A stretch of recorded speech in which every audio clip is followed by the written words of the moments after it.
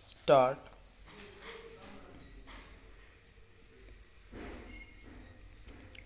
महोदय, पंजाब के संबंध में मुझे यह कहना है कि अभी कुछ दिन पूर्व वहाँ पर भाषा का प्रश्न उत्पन्न हुआ।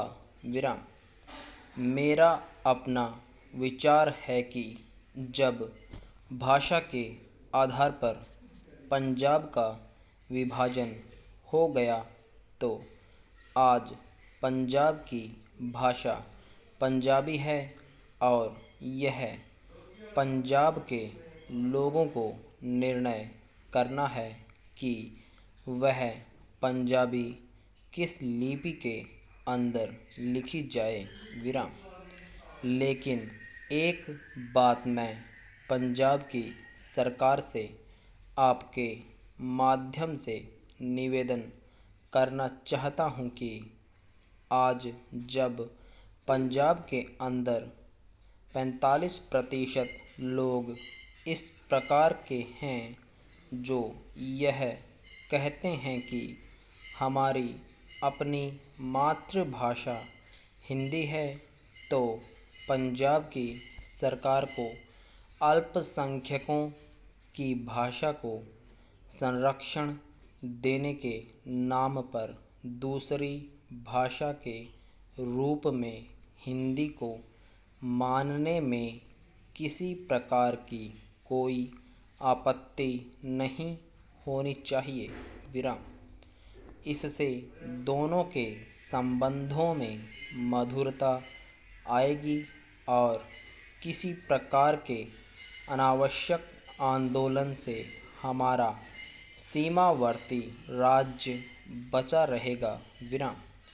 जहाँ तक लिपि का संबंध है, लिपि के संबंध में मैं बलपूर्वक किसी लिपि को समाप्त करने के पक्ष में नहीं हूँ।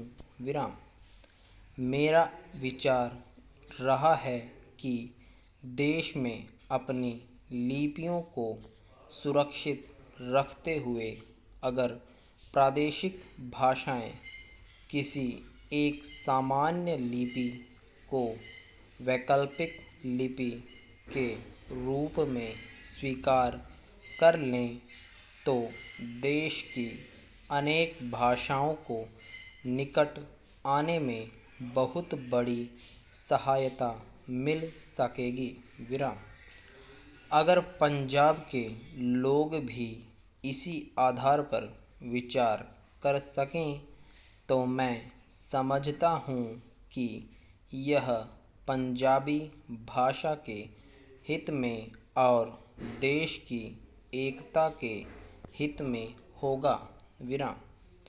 अंतिम बात जिसको कहकर मैं अपना भाषण समाप्त करना चाहता हूँ वह है प्रश्न जो आज पंजाब और हरियाणा में तनाव का कारण बना हुआ है और वह है चंडीगढ़ का प्रश्न।